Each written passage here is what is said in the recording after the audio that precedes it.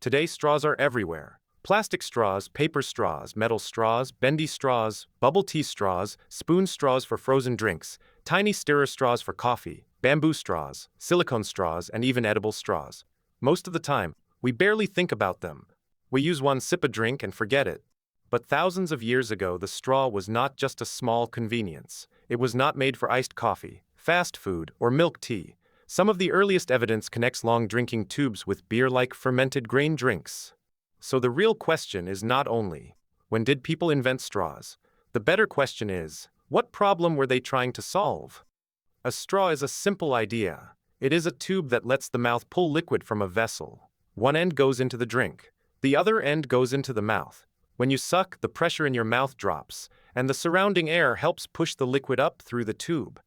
Today that feels ordinary, but in the ancient world, this was a smart way to drink without lifting a heavy jar, tilting a vessel, or putting your mouth directly into the container. The first idea may have come from nature. Reeds, hollow grasses, barley straw, plant stems, and similar natural tubes already existed around people. Ancient humans did not need to imagine the shape from nothing. They could see that nature had already made long, hollow tubes. The invention was realizing that this natural shape could move liquid from a vessel to the mouth. To understand why that mattered, we have to forget modern beer. Ancient beer and fermented grain drinks were not always clear, filtered, smooth liquids. They could be cloudy, thick, and full of things people did not want to swallow: grain pieces, yeast, foam, floating residue, and sediment from the brewing process. That is where the straw became useful.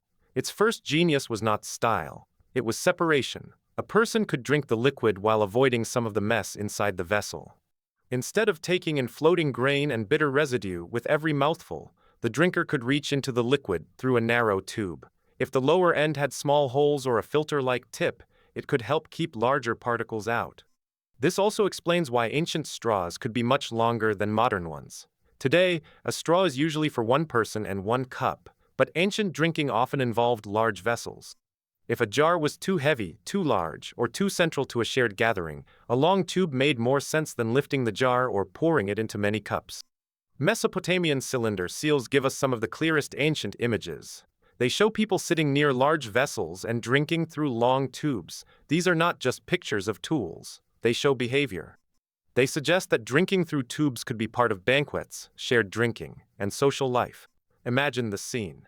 A large jar sits in the middle. Several people gather around it. Long tubes reach from their mouths into the same vessel.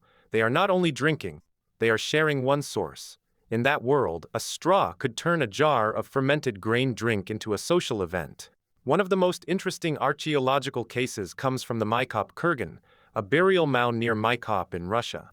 In 1897, excavators found 8 gold and silver tubes. For a long time, their purpose was uncertain.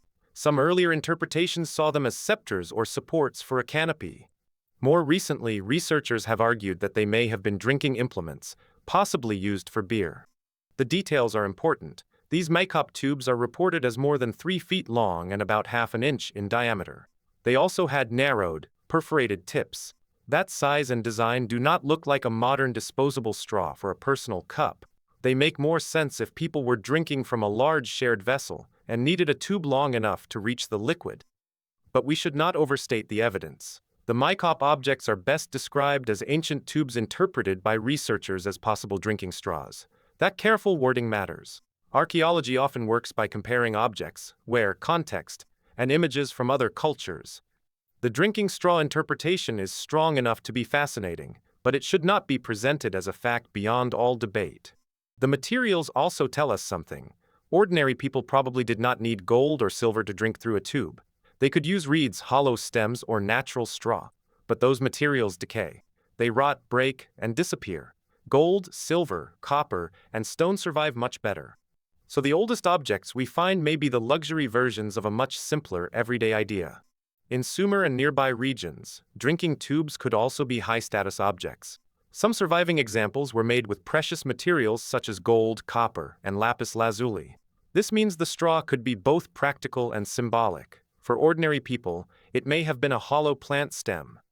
For elites, it could become a decorated object used in feasts, rituals, or formal drinking. Ancient written evidence supports the same basic problem. The Greek writer Xenophon described a fermented barley drink in Armenia with grains floating in it, and people drinking it through reeds or tubes.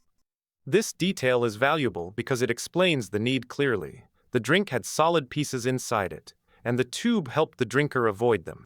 So ancient people probably did not invent straws in one single place, in one single moment, by one named inventor. The idea was too natural for that. Wherever people had hollow plants, large containers, and thick fermented drinks, the same solution could appear: use a tube, reach the liquid, avoid the solids. What about China and Asia? There is no strong evidence that China invented the earliest drinking straw before the Mesopotamian and Caucasus evidence. But many Asian environments had bamboo, reeds, lotus stems, and other hollow plants, so tube drinking traditions could develop in different forms.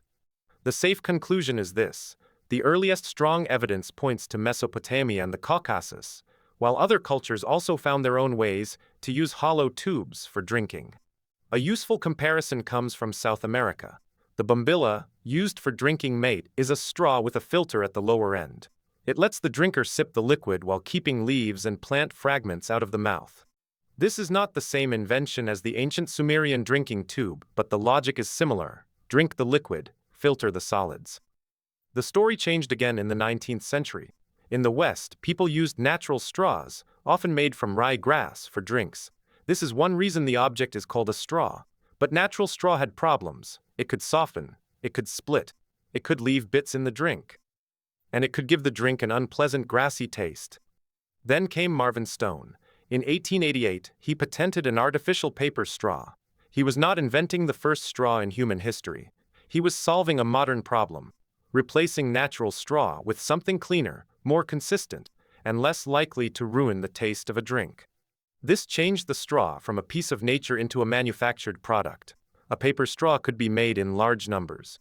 It could be sold to restaurants, soda fountains, and public drinking places.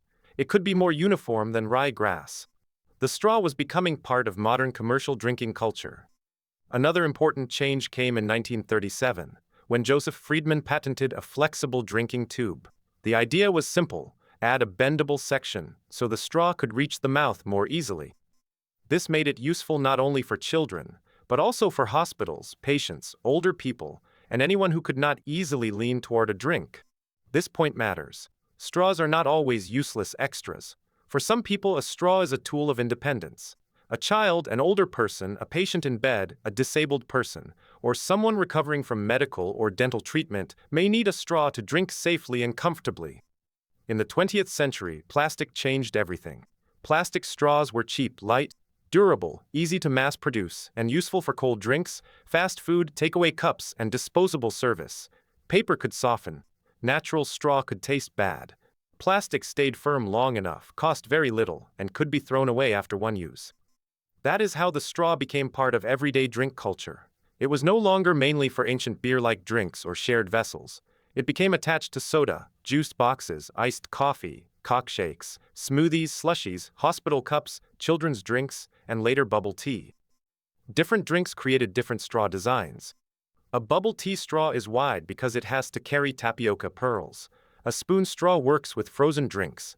A tiny stirrer straw is made mostly for stirring coffee or tea. A bendy straw helps the mouth reach the drink at a better angle.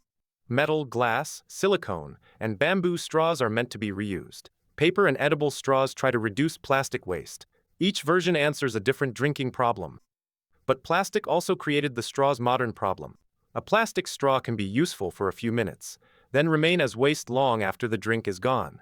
It is not the whole plastic pollution problem, but it became a clear symbol of single-use culture. Take, sip, throw away.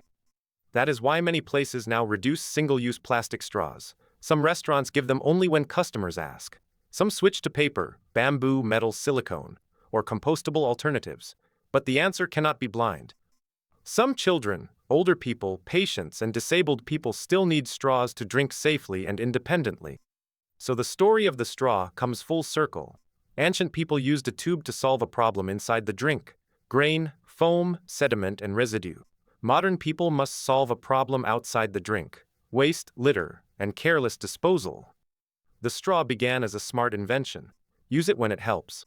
Refuse it when it is unnecessary. Choose reusable or safer alternatives when possible. And never let a tool designed to make drinking easier become something that damages the world after one sip.